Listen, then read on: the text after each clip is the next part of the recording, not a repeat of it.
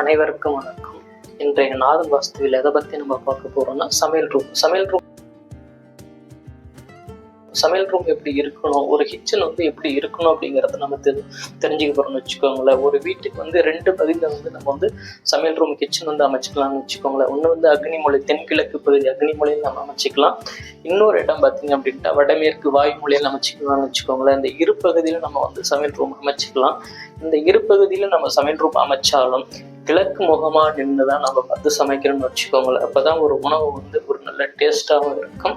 நம்ம சாப்பிடக்கூடிய உணவு நம்ம உடலுக்கு ஆரோக்கியமாக இருக்கும் அப்படிங்கிறத நம்ம தெரிஞ்சுக்கணும்னு வச்சுக்கோங்களேன். அது எப்படி அப்படின்னு பார்த்தீங்க அப்படின்னா, ஒரு வீடு இப்படி இருக்கு.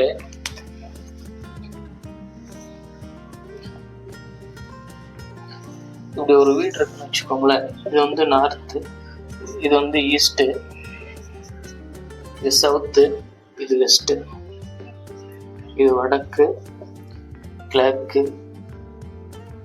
தெற்கு, இது மேற்கு, இப்படி இருக்குன்னு வச்சுக்கோங்க. இப்போ இப்படி நம்ம வீடு இருக்கு.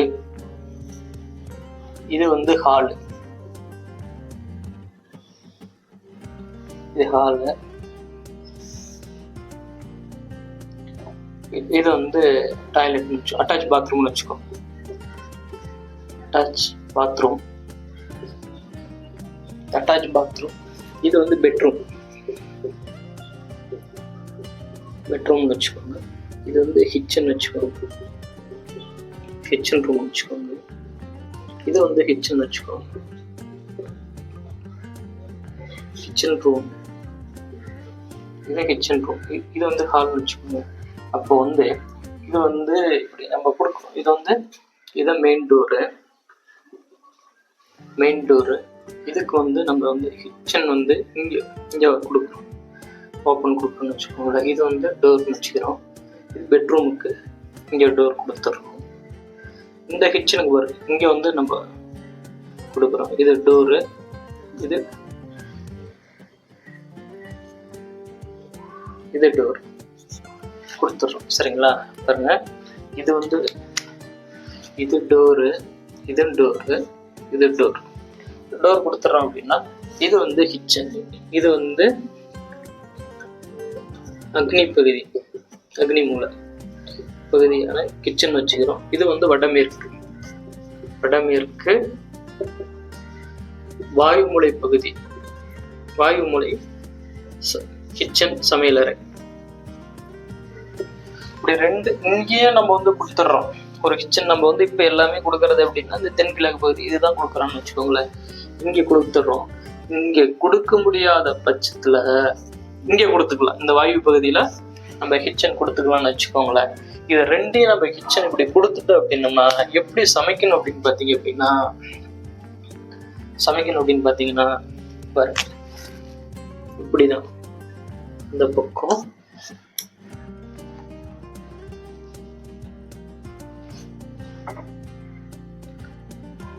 இந்த பக்கம் சிங்க், கழிவு நீர் தொட்டி.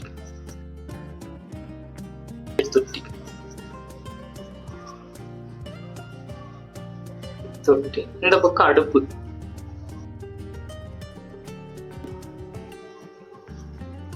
வச்சுக்கோங்களேன். இது அடுப்பு, இது சிங்க். அப்போ கிழக்கு முகமா தான் பார்த்து சமைக்கணும். கிழக்கு பார்த்து தான் சமைக்க வேண்டும்னு வச்சுக்கோங்களேன். சமைக்க வேணும். இங்க பாத்தீங்க அப்படின்ட்டா இது சிங்க், கழிவு நீர் தொட்டி,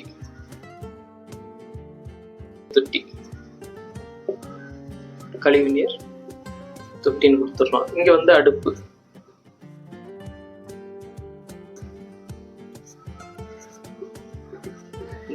இதுவும் கிழக்கு முகமா தான் நின்று சமைக்கணும்னு வச்சுக்கோங்களேன். கிழக்கு பார்த்து தான் சமைக்கணும் அப்படிங்கிறத நம்ம தெரிஞ்சுக்கோங்க. அப்போ இந்த பகுதியில கொடுக்க முடியாதவங்க இந்த பகுதியில கொடுத்துக்கலாம்.